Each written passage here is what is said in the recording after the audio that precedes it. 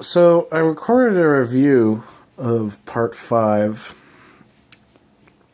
and I uploaded it and then I watched it again and I realized, yeah, this is kind of bad, so I might kind of just redo this one. So I punched off another hole in my normie card, or in my patrician card rather, by finishing part 5 as my first Jojo manga part that I finished. Because I've seen the animus for parts 1 through 4, obviously. And, yeah, I'm just gonna talk about part 5 and why it's so good. So basically the kind of general overview of part 5 is just, it's about Giorno Giovanna, who is Dio's son, which isn't, a spoiler or anything. It's revealed really early on. Nor is it really made a big deal out of in terms of plot relevance. But, yeah, he's Dio's son, and he lives in Italia, and his dream is to become a gang star, which basically means he wants to join the gang which rules most all of Italy, which is called Passione. He wants to join Passione and, kind of like become the boss or somehow gain enough influence to make the mob less predatory and more, helpful to the community. It's kind of a very, like, Japanese way of viewing the mob, being more beneficial to the community and less predatory. Yeah, but that's basically what he wants to do. And then he does it, and then he and his team of dudes that he gets stuck with, they go and do missions for Passione. And then about halfway through, they encounter the boss of Passione, who nobody knows who he is because he covers his tracks to a ridiculous and somewhat far-fetched degree that you discover later in the story. Yeah, and then the other half is just them chasing after the boss and, trying to find more information about him and then eventually confronting him. So, to get into, the more specific things of note about the story. I think the first thing is characters, because plot, we can kind of throw the plot out the window. JoJo's plot has never really been strong point. It's all about the characters and the encounters and just the fun of it all. And the characters are an area, obviously, in which part 5 as well shines. Giorno himself, who is, he's Gio, which is how he's Jojo.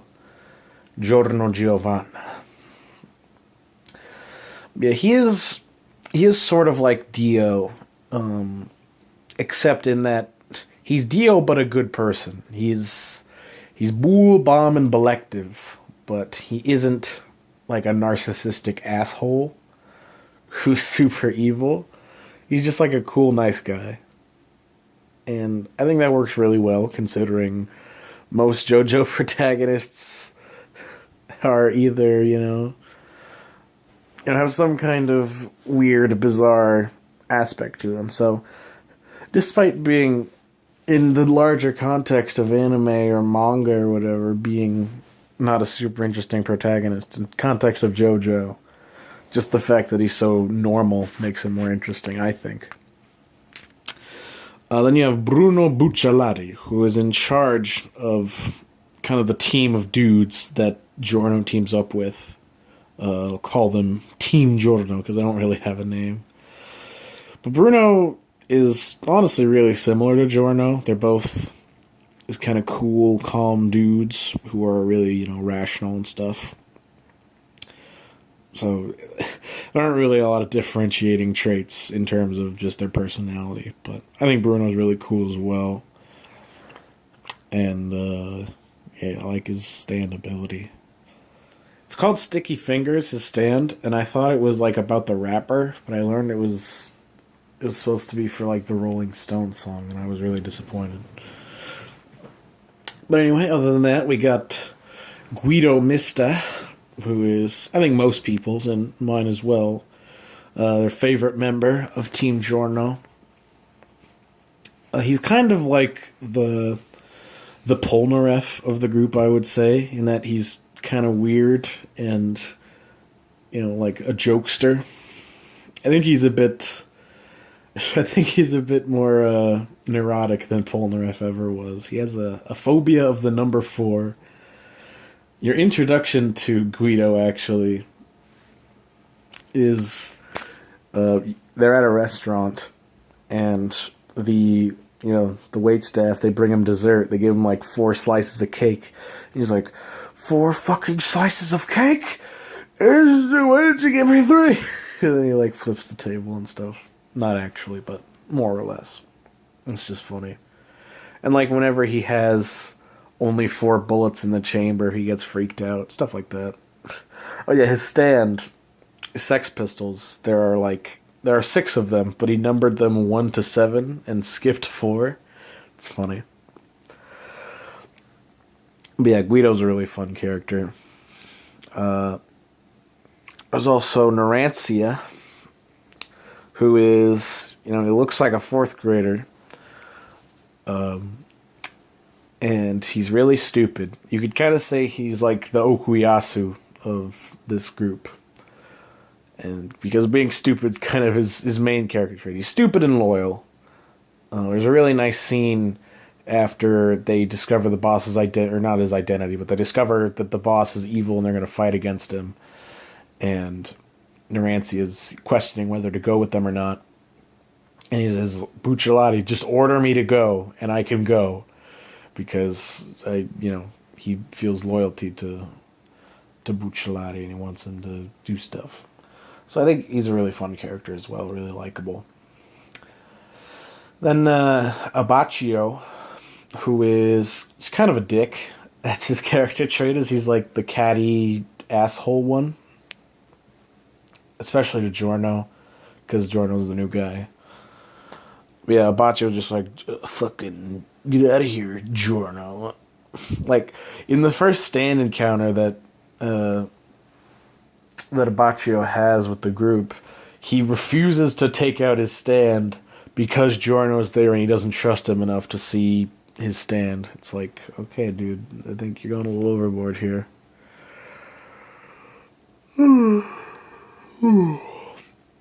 But Abbacchio does kind of grow a bit more and more open and become less asshole-ish, and does kind of get redeemed in the end, I would say.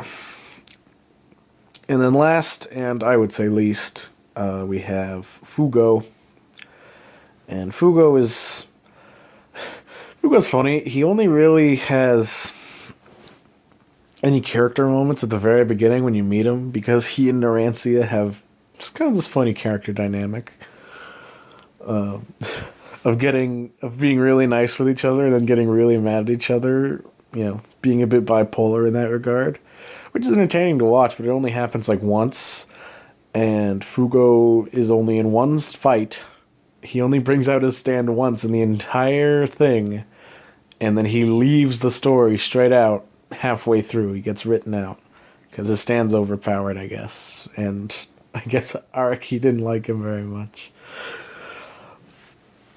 But yeah, I think what this team of protagonists has over, I'd say especially the cast of Part 4, is the sense of camaraderie, which has always been one of my favorite aspects of JoJo.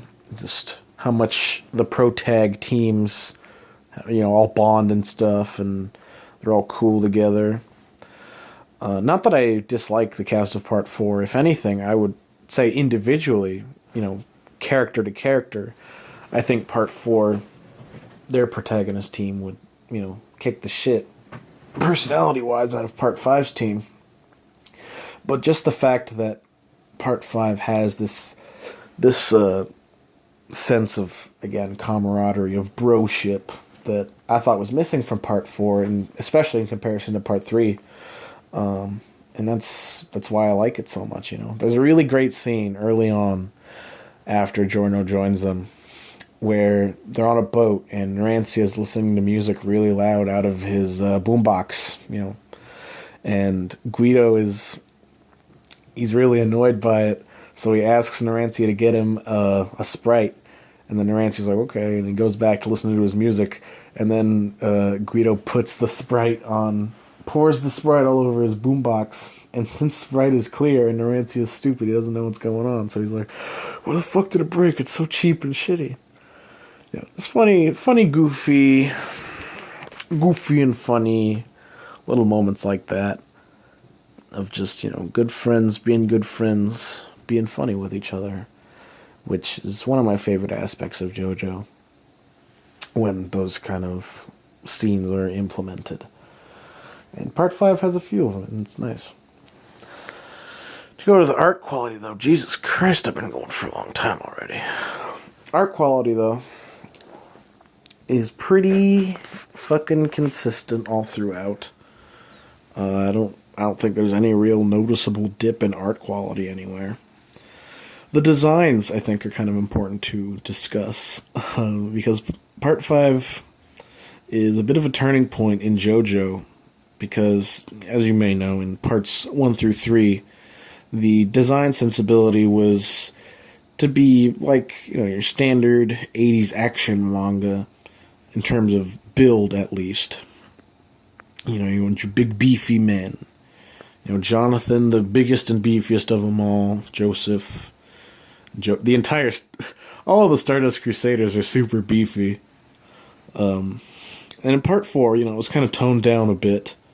Josuke, instead of looking like a fucking bodybuilder, looks more like a regular person. And Jotaro as well, actually, slimmed down, apparently, in the few years in between them.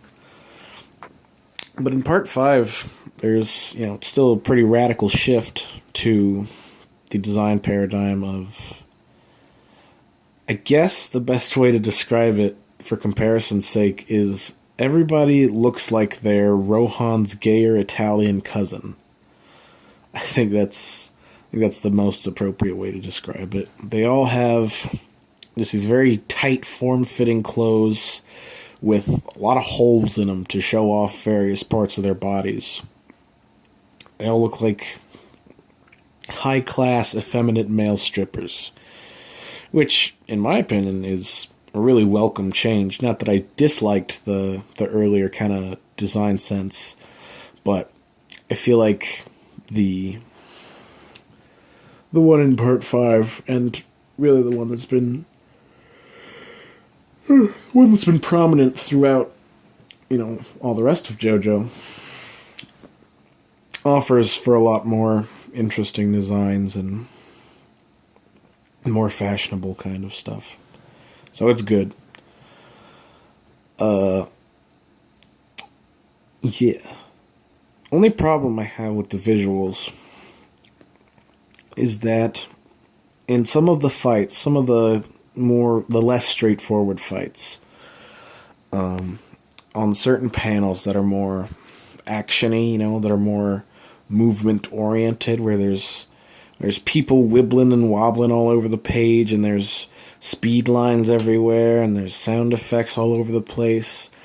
I personally, and this may be because I'm blind, but I have kind of a hard time parsing what's going on with it's a bit sensory overload, and it's not helped by the fact that it's only in black and white, because Part 5, for whatever reason, isn't colored, unlike the rest of JoJo. Even the parts after Part 5 are colored, which is kind of bizarre. I don't really understand it, but whatever. But yeah, that's just a problem I had. Like, fights like Man in the Mirror, I didn't really know what was going on. And especially Oasis and Bucciolati, their fight, I didn't understand what was happening with that. But it was fine. It didn't really detract too much from my enjoyability, just something I, thought I should note. To segue then from that into the fights. The fights in Part 5, as you would expect, are great. A lot of really unique, weird fights. Especially, I would say, as the story progresses into its second half. Some of the first half fights are a little bit less memorable. Mostly because the stakes are a bit lower, just because you're not really sure what all's going on. But the interesting thing about Part 5, I thought, is that, since the introduction of stands, the general idea has been to make them more and more situational and less powerful, to make the fights feel, more unique and more weird. And most of Part 5's fights are like that, But there are a few, and these are some big exceptions. A few stands that are just crazy overpowered. Like Metallica. That's a stand that you can control people's blood inside their bodies, and take the iron out of their blood and turn it into metal. Just like scissors. And so not only do you stab them with their own blood, you are also simultaneously deoxidizing their blood. So they're like double dead. Or like White Album, which is damn near invulnerable. And Giorno's stand, Giorno's stand itself. It's like, I'd say it's better, honestly, than even The World in Part 3. Like, not The World, than Star Platinum. And no, it is better than The World, too, I would say. Because it can create life, which... See, it's less overpowered than you'd think, but it's still really overpowered. Like, they use it to do fucking a bunch of different things that are very, very advantageous to them. Like, he can use it to track people. He used it to kill, actually, one of the stand users. Like, he turned the dead corpse of, like, an automatic stand into a snake, and then the snake went back to its user and killed it. So... And then not only that, like, he obviously has, like, the strength and speed of, a power-type stand. But also, there are certain powers that Araki either forgets or decides, oh, that's too overpowered in, like, the first few fights with Giorno. So that Giorno he doesn't have those abilities anymore. Like, the first encounter with Giorno... A guy hits one of the things that Giorno gave life to with a shovel, and then Giorno's like, you fool, things that I give life to, if you hit him, then it hits you back. And so that guy dies. That doesn't happen ever again. In Giorno's first fight with Bucciolati, because they fight at first, when Giorno punches him, he slows down. That happens like one other time, and then that stops happening because that's way too overpowered. But yeah, and then also, that's not even to get into Gold Experience Requiem, but regardless, all digressions aside, the fights are, still really good, still really fun. The villain, I forgot to talk about the villain when I was talking about the characters. I think the villain is one of the, I would say the weakest JoJo protagonist, honestly, that I've gotten to so far. His name is Diavolo. I don't think that's much of a spoiler either. And he's kind of just... I feel like he's just Dio, but without the sheer evilness. He's Dio, but a bit more respectful. So, kind of taking away the one part of Dio that I think made him a lot of fun. His stand's pretty cool. Well, not the design. I kind of hate the design of King Crimson, but the power's kind of cool. I don't know. I was kind of disappointed with the villain. But other than that, Part 5, good manga. Good manga to read. I'd say if you were in the position I was a while ago, and and you watched all the animus, and then you're like, I don't know if I even want to read it, because it's like work that I don't want to have to do. I'd say do it. It's fun, it's good. I'm like halfway through Part 6 now. And I prefer that, currently. But that might just be because it's in color. But yeah, read it, it's good.